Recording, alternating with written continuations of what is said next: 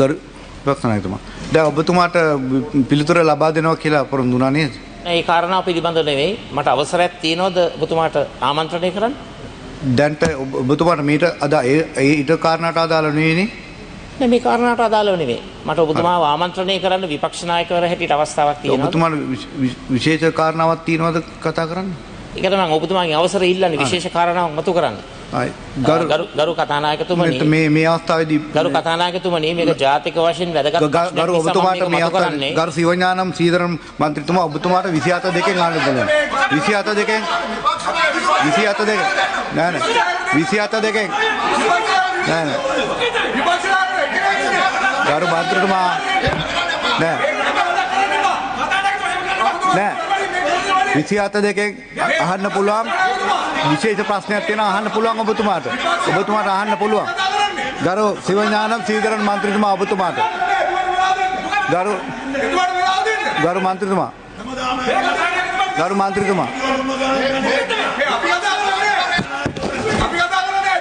ගරු 27 දෙක විපක්ෂ නායකතුමාට 27 දෙකෙන් අහන්න පුළුවන් ප්‍රශ්නේ සිවඥානම් මන්ත්‍රීතුමා ඔබතුමාට ප්‍රශ්නේ අහන්න පුළුවන්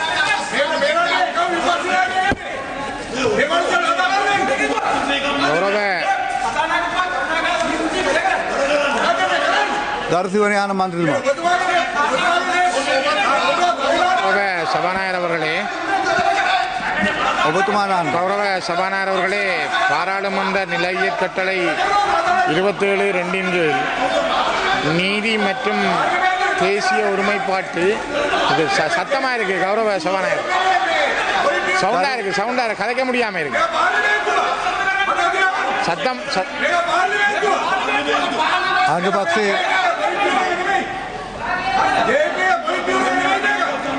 ගරු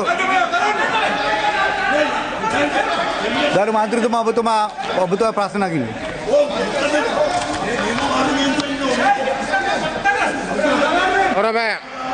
கௌரவ சபாநாயகர் அவர்களே பாராளுமன்ற நிலையியற் கட்டளை 27(2) கீழ் நீதி மற்றும் தேசிய ஒருமைப்பாட்டு அமைச்சர் கௌரவ தர்சன நாணயக்கார அவர்களை 2025/6/17 கேட்பதற்கு கடந்த 2010 ஆண்டுக்கு முற்பட்ட 30 ஆண்டுகளுக்கு மேல் தமிழ் மக்கள் மீது மேற்கொள்ளப்பட்ட யுத்தம் காரணமாக காணாமல் ஆக்கப்பட்டவர்களும் படுகொலை செய்யப்பட்டவர்களும் மனித எலும்புக்கூடுகளாகவும் எச்சங்களாகப்படுவதை தாங்களும் அறிவீர்கள். அந்த வகையில் மண்டதீவு செம்பாட்டு தோட்டம், புனித தோமையார் ஆலயத்தின் அருகாமை, திருக்கேதீஸ்வரம், முல்லைத்தீவு, குமுளமுனை, கொக்குத்தொடுவாய் உள்ளிட்ட மனித புதைகுழிகளில் வரிசையில் தற்போது யாழ்ப்பாணம் செம்மணி சிந்துப்பாத்தி பகுதியிலிருந்தும் மனித எலும்புக்கூடுகள் மீட்கப்பட்டுள்ள நிலையில் இவை முழுமையாக தமிழ் மக்களுடையவைதான் என்பது தெளிவாகிறது. குறிப்பாக சிந்துப்பாத்தி மயானத்தை அண்மித்த பகுதியில் மேற்கொள்ளப்பட்ட அகழ்வின் போது மீட்கப்பட்ட கைக்குழந்தைகள், பெண்கள், ஆண்கள், சிறுவர் சிறுமியரது எலும்புக்கூடுகள் எந்த ஆடைகளுமற்று அடித்து நொறுக்கி சித்திரவதை செய்து கொல்லப்பட்டவர்களின் எலும்புக்கூடுகள் என்பதை நீதித்துறையும் அந்த வகையில் மனித புதைகுழிகள் மலிந்த இடமாகவே வடக்கு கிழக்கு அமைச்சர் அறிவாரா?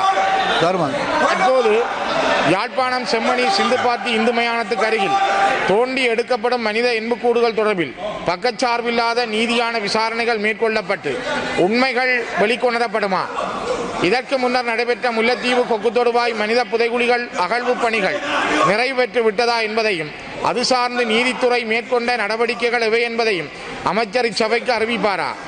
மண்டதீவு செம்பாட்டு தோட்டம், தோமையார் தேவாலய பகுதியில் உள்ள மனித புதைகுழிகளில் 1990களில் வேலணை, மண்கும்பான், அல்லைப்பிட்டி, மண்டதீவு பகுதிகளிலிருந்து அழைத்து வரப்பட்ட சிறுவர்களும் இளைஞர்களுமே புதைக்கப்பட்டார்கள் என வடக்கு கிழக்கு மனித உரிமை அமைப்புகள் குறிப்பிடுகின்றன.